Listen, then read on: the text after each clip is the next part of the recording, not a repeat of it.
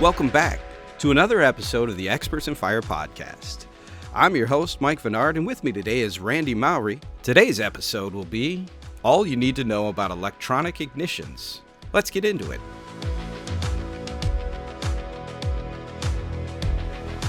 Hey Randy, how you doing, brother? Mr. Mike, I am doing fantastic on this day. How about yourself? Can't complain, man. It's been great, dude. Hey, did you know that this is our 1 year anniversary of doing this podcast? Really? Wow, time flies. Woohoo! Happy birthday, Experts in Fire.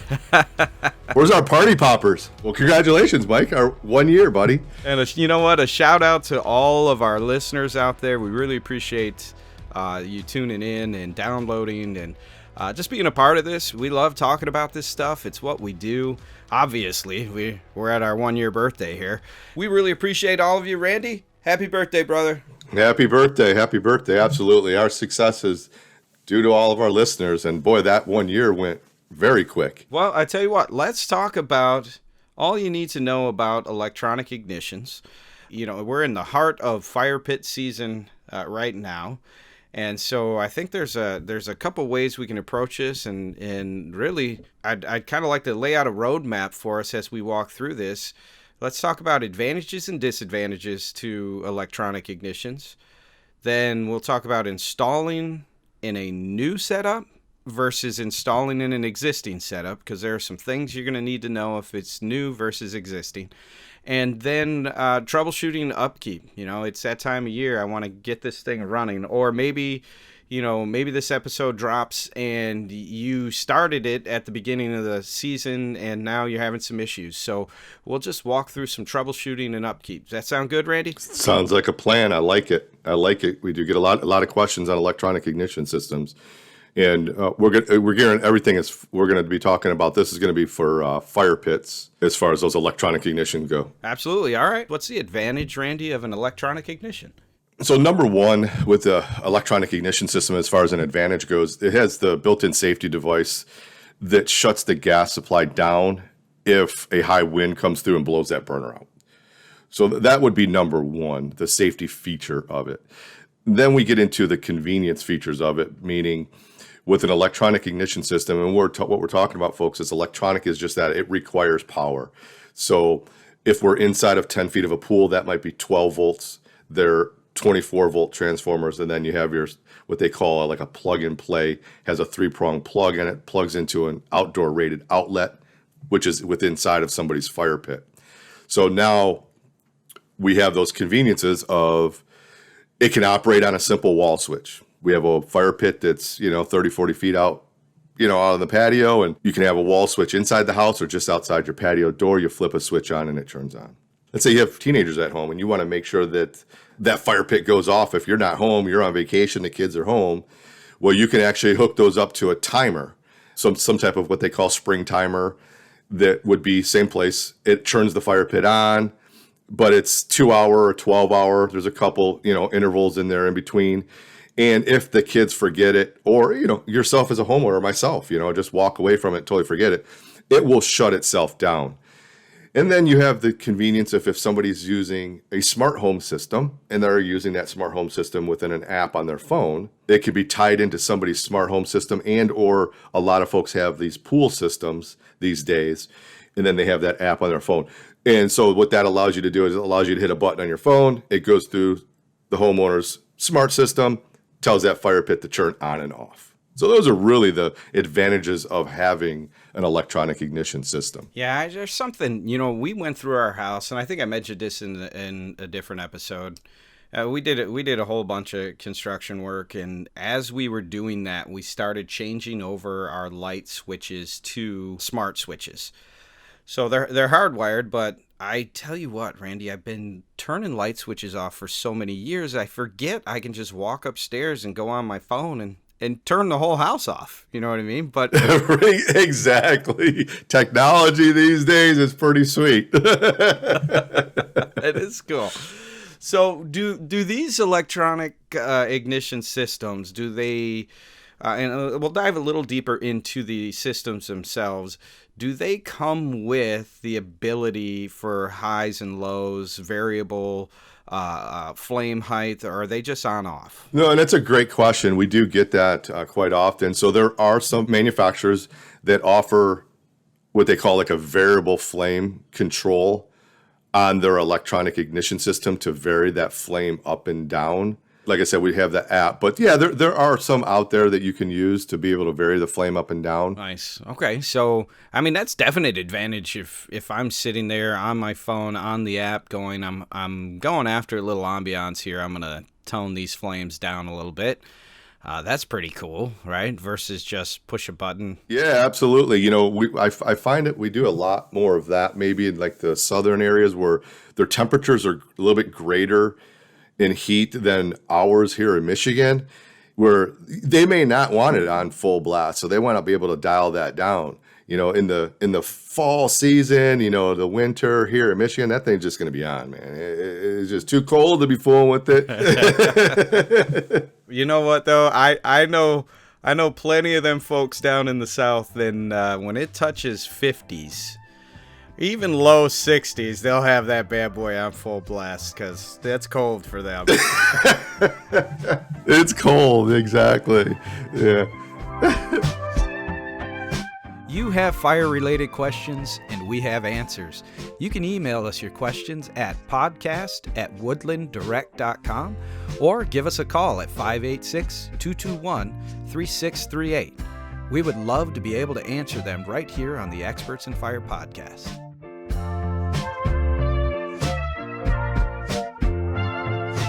Cool. All right. So those are some advantages. Yeah, absolutely. In your mind, what can you think of that would be disadvantages to having an electronic ignition? Well, you know, a disadvantage of having the electronic ignition really is just the power source, and if you don't have the ability of that power source, you know, keep it in mind if for some reason somebody loses power, the fire pit's not going to operate at all.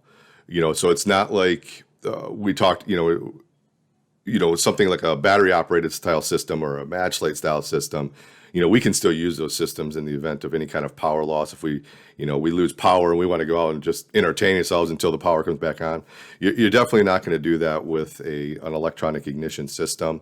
And or I've had a couple folks call because they've had issues with their smart home systems, and because it's tied into their smart home systems, and their smart home system's down, everything else is fine. But now they can't use their fire pit because they can't get service on their smart home system yet.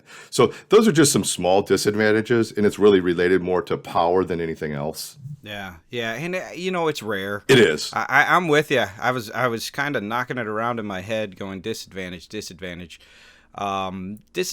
is during the install for sure, running the wires and doing everything there. And, we'll have a section here where we talk about maintenance and upkeep. So maybe there's some disadvantage to some folks there as well. It's not a match lit type system where all I have to do is turn it on and click the BIC. But that's a solid point, Randy. I had some friends down in Texas who got stuck in that ice storm. Actually, their son did. Oh, yeah, the recent storm, yes. And they were on a little ski trip in Colorado. So they're calling him and talking to him, and their hot tub was freezing over outside. They called me to say, hey, when the power comes back on, he'll be able to turn on the fireplace, right? I'm like, well, it depends. Do you have an electronic ignition or do you have the old school millivolt? And they're like, no, it clicks when you turn it on and did it, Yeah. When the power comes on, tell them to turn it on and then leave it on. Don't turn it off. For a long time. Yeah, they had it rough down there. That's for sure this year. Yeah. So that's definitely, when it comes to electricity, you're beholden to same thing you have in your house. So, all right, that's excellent. That's definitely some advantages and disadvantages. Let's talk about installing an electronic ignition in a new fire pit. So let's say I just had a landscape pro come out and they put in some beautiful backyard space for me, and they're setting that pan and burner in place with the electronic ignition. What things would I need to know, or would my pro need to know, whoever's doing the install? What's really important is the clearances below the pan. So with an electronic ignition system, there's always going to be some type of aluminum or stainless steel style of pan, and then the burner is above that. All of the electronics are below. So those are inside of the cavity of the fire pit. So most manufacturers are going to have anywhere from 12, we'll say 16 inches of space required from the bottom side of that pan going into the base of that fire pit. So that's your clearances to meet so that you have that cavity built for those electronics. Then you have the most important part of that is the ventilation and creating vents in there. And you're going to find that is going to be 18 square inches times 2. So we'll talk opposing sides. Now, local jurisdiction may require more ventilation, so we want to make sure always check with the pros that are there building this thing and double checking. But on average, minimum is going to be 2, we'll call them 3-inch by 6-inch, which is 18 square inches on opposing sides. And so what that ventilation is doing, it's allowing the heat and any residual fuel to escape, which is extremely important. We want to be able to get any of that out of there. So those are really important when you're building something with an electronic ignition system. All right. So from there, if I'm installing it in a new space, yeah, I'm with you. I think one of the biggest conversations we have, and it's one of the questions that was asked of us as well, do I need space? In an electronic situation, absolutely you have to have space because this does hang off the bottom of the pan. You have to have power. Make sure you know what power you're running, what unit you purchase. That's why you definitely want to talk to a pro to make sure you're purchasing the right thing, and to make sure that they're going to have access to the power for you for the install. Correct. With a new install, there is quite a bit that goes into it. If we start at the very front end of everything in the initial conversation with a contractor, first, we want to make sure that we can get the correct amount of BTUs based on the fire pit burner that you're entertaining the purchase. And can I get electricity to that area? So electronic ignition system, those are 2. And then from there, it's getting into what I was just describing is the clearances and things of that nature. So providing that we can get electricity, we can get our gas line to supply the correct BTU, and then building the vessel, whether it's a round, square, linear style fire pit, meeting all of the clearances by the manufacturer of that burner and making sure that it is built in a proper manner so that the product itself doesn't have any complications from overheating and things of that nature. And I'm with you there. Now, some people might be looking at their patio right now saying, man, I'd like to switch over to an electronic ignition system.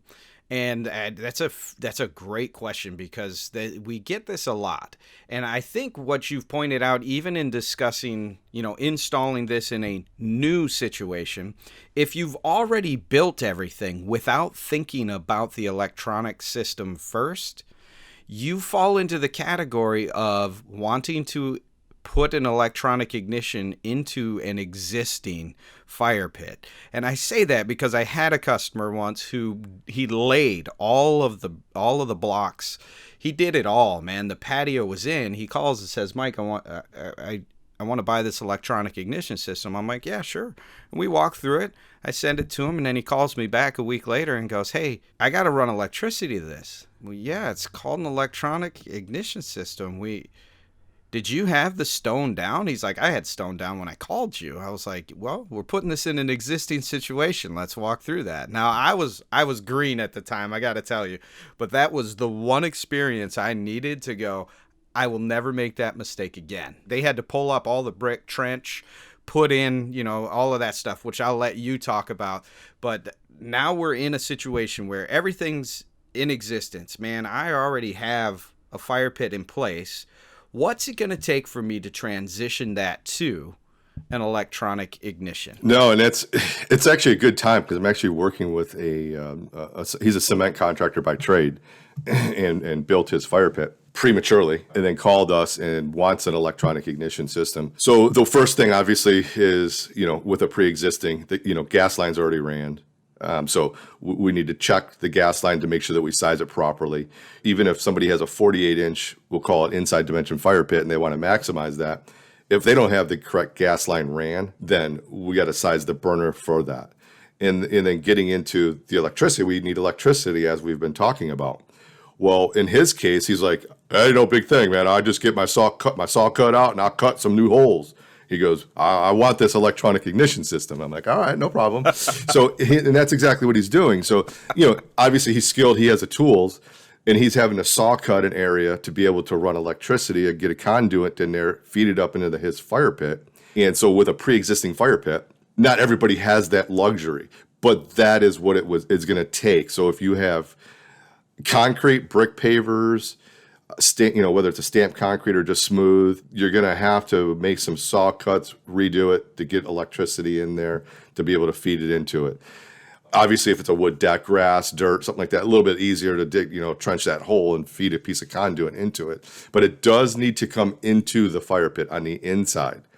I have had some folks and sent pictures where they have externally ran their electric and then just came up with their conduit from the outside of their fire pit, in small little short runs.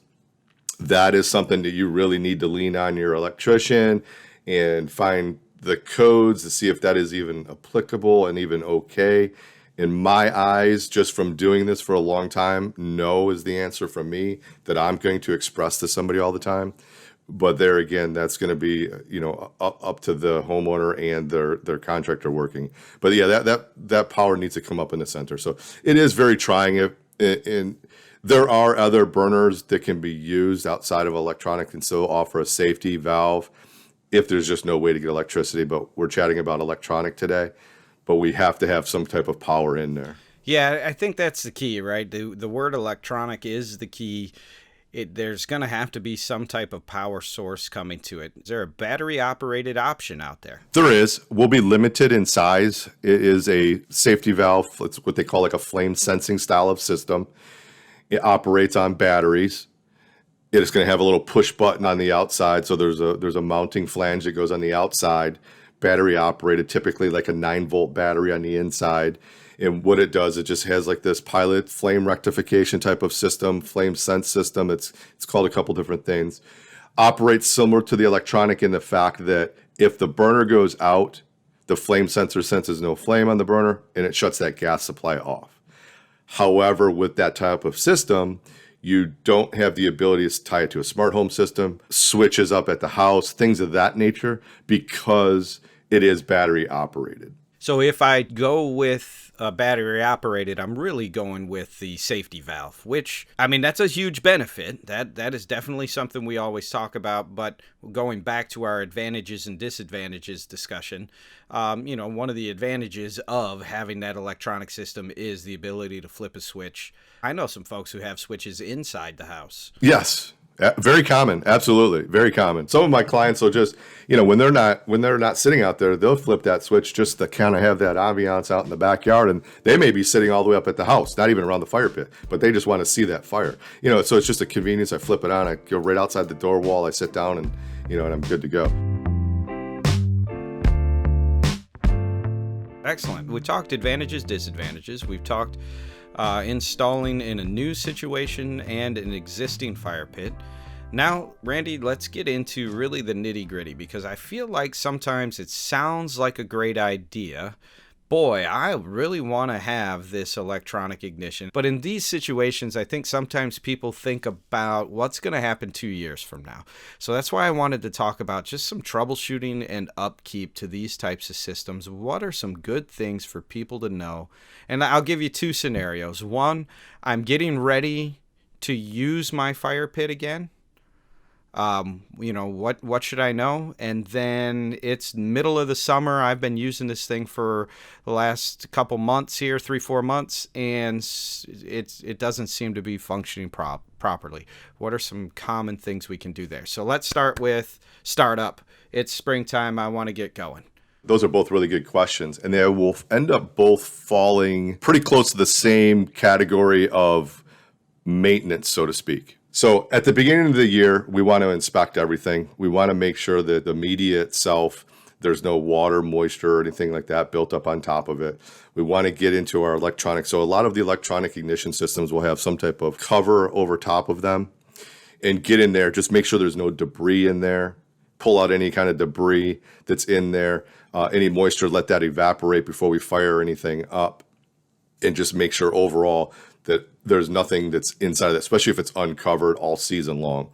And this may even entail taking all of the media out if this thing sat over winter and summer, and pulling that media out and doing a 5-gallon bucket wash is like what I typically do. In the first guy, I pull all of it out, 5-gallon bucket, just rinse it out all, lay it out in the driveway, let it dry really well, and then wipe my stainless burner down and then put it all back in. Then your more detailed maintenance, like if you've been using it for a while, and it's all of a sudden you're having some like erratic flames, or it just doesn't look like the flame is going proper, or maybe even it just stops. It won't ignite the burner. Now we're getting into more detailed stuff. We want to first get the hood off of your electronic ignition system, and then what you have like typically, and there's like a thermocouple. Get in there. Those things will build up with soot over time. So if media is blocking airflow coming into that thing, there's different things there that it's not allowing air, or just overusage, or we have too much media on our flame, so things are sooting up more because we're trapping those gases in there, so we're generating more soot. Propane is one of the ones that generates more soot than natural gas. Get all that media out of there, pull it all out, because what could have happened is, let's say that we didn't do that front end inspection at the beginning of the year, and we just started using it, everything was working fine, and then now we're having some flame issues. Pull all that media out, because there could be some stuff blocking some particular holes in there. Get all that out of there first. Inspection of the thermocouple, and this is going to be the area that has the hood on it. Hood meaning a cover over the pilot assembly. Checking and cleaning for the excessive soot, remove everything that's there. And you just want to use a soft brush. Just get in there with a soft brush, because that stuff is pretty sensitive. So we don't want to move anything, because then you may have some issues with the sparking to light, things of that nature. Just be gentle with it and use a soft bristle brush to clean that area in that area, and then start to put your media back into it. But those are really the simplest things. And then obviously if it continues to have a problem, you could just have a bad pilot assembly. That is typically, the pilot itself is the first thing that would typically go over years of usage. Now, I have commercial properties that have used the same systems. They follow all the maintenance. Their maintenance teams follows all the guidelines, and they're out there 5 years or better before somebody calls, on a pilot. So the maintenance part of it is real important. I think it's one of those things that, it's like with my barbecue grill. I pull my burners out every year, and I clean them and I inspect them and things like, it's one of those kind of things that we just don't think about in a lot of cases, and it's there to be used. But these are still things that need to be cleaned and maintained. And depending on the design of the burner from the manufacturer, their maintenance may be a little bit different. And if you don't know, call us. We can look up your order, and we can find the information, and we can help troubleshoot it and get it rectified right away. Yeah, you know what? You walk through it all, man, in terms of startup and in terms of a lot of the troubleshooting issues that we run into are really because folks haven't taken the time to just do some minor, and I'm one of those people. I'm not, please don't think I'm calling anybody out there. My son always, he's got a tractor, we have quads, we have all this fun stuff. And he's like, when's the last time you checked the oil on that? I'm like, no, I checked the oil. He's like, when's the last time you changed it? I'm like, now leave me alone. Okay. That's a little different story. Come on, son. Yeah. So I get it. We're all at different places, have different personalities, but there are just some minor things that you can do that will help elongate life of these electronic ignition systems, as well as help them reconnect. So one of the points I wanted to stress in there was, this isn't let's tinker around and take this all apart. Right? There's some simple things that you can do just to help it communicate. And it's really a simple system when you think about it, right? There's a flame sensing mechanism in there. There's a valve. That's really what's going on. And I don't want to make it, shout out to all our manufacturers. They do an excellent job of building these things so that they'll last outside. So I don't want to oversimplify it. But at the end of the day, that's what you're looking for. There's a flame, and it's sensing that flame. It's telling the valve to open. The valve opens, and we have fire. So just simple things you can do to help with that. Now, Randy, we'll do just one common thing that I know we hear, and then we should probably call it an episode. But I'd flip the switch and it goes through a cycle and it doesn't light. Help. So the first place you want to start is, one, making sure that the power wasn't shut off to the system itself. When, like in the wintertime, I shut the main breakers off to my AC, and I've made the mistake of going and turning that AC on and going, why am I not getting cool? Oh, because it doesn't work, Randy, because you have no power. So, simple thing like that. Or possibly, maybe if you, overkill, maybe you shut your gas supply off. And that's all you're doing is hearing that clicking noise because you shut your gas supply off just in case for some reason you thought maybe that you didn't want it to leak over the fall season or the winter season.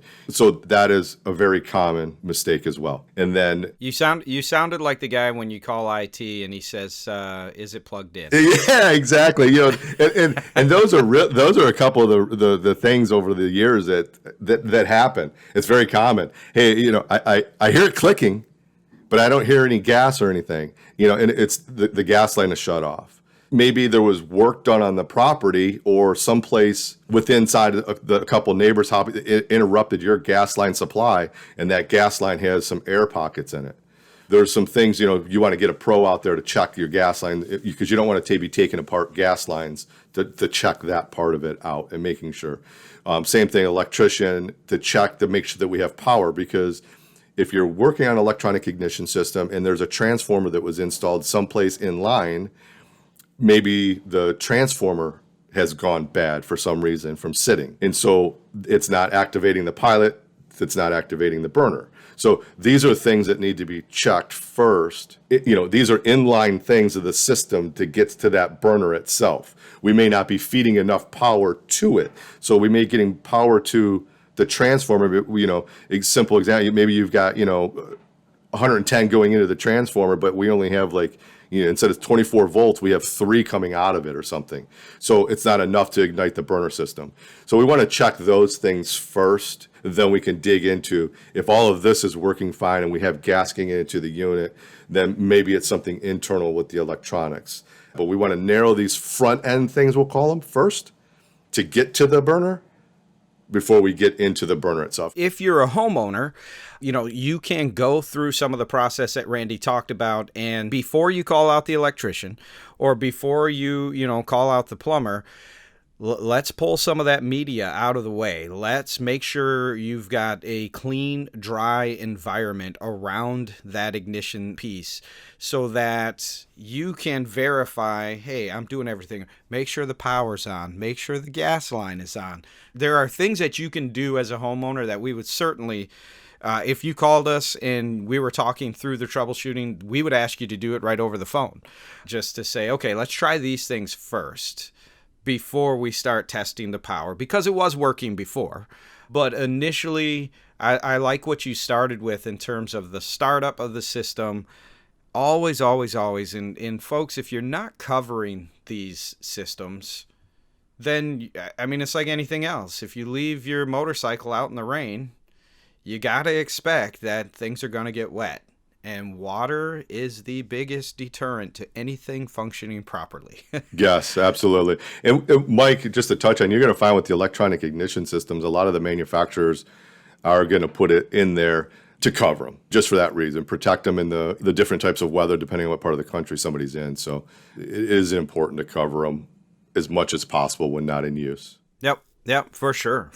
All right. Is there anything else you want to discuss here? We talked about advantages and disadvantages to the electronic ignition system. We talked about installing them in new and existing fire pits, and went through some of the troubleshooting and upkeep, really the startup, and then things that a homeowner can do.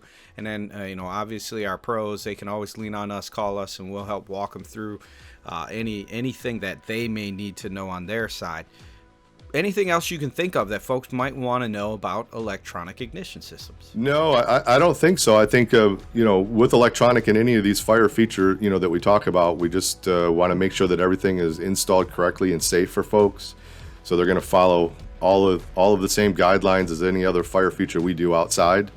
It just, these are the unique versions to make it a little bit more convenient for folks and have some fun high-tech options. Yeah, for sure. All right. Well, as we said before, thank you so much for joining us on the 1-year anniversary, our happy 1-year-old birthday party episode. We really do appreciate everyone listening, downloading, and as always, we can't wait to see you next time here on the Experts in Fire podcast. See you, Randy. See you later, Mike.